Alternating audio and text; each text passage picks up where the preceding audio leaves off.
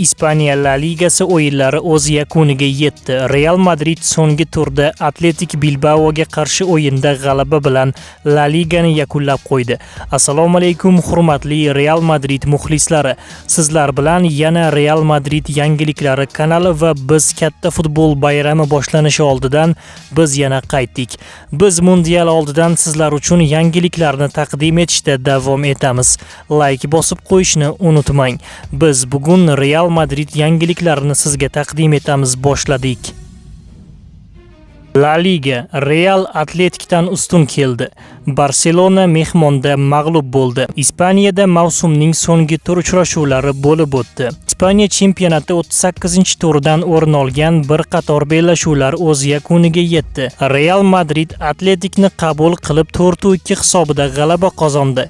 Carvajal va Alaba jamoadagi so'nggi bahsini o'tkazishdi.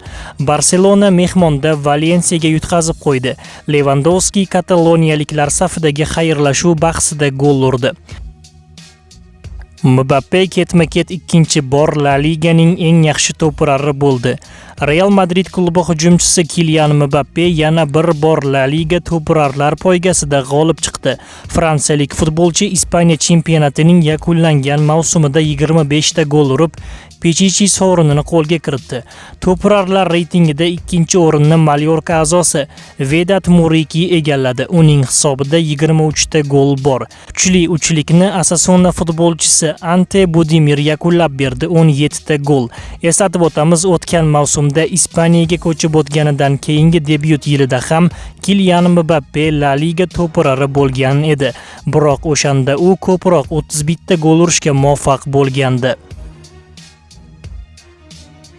Barselonada ijarada harakat qilayotgan va bu mavsumda Realga super gol urgan Marcus Rashford Realga o'tishi mumkin. Marcus Rashfordning kelajagi haqida shov-shuvli ma'lumot paydo bo'ldi. Manbaga ko'ra, Rashford Realga o'tishi mumkin. O'tgan yozda futbolchi Barselonaga ko'chib o'tgandi. Kataloniyaliklar futbolchini Manchester Uniteddan ijaraga olishgan. Hujumchining huquqlari hamon qizil iblislarga tegishli. Bu mavsumda Marcus Rashford Barselona safida 48 ta o'yin o'tkazdi. Unda hujumchi 14 ta gol urdi va 14 ta golli uzatmani amalga oshirdi. Mourinho Realga City markaziy himoyachisini olib kelmoqchi.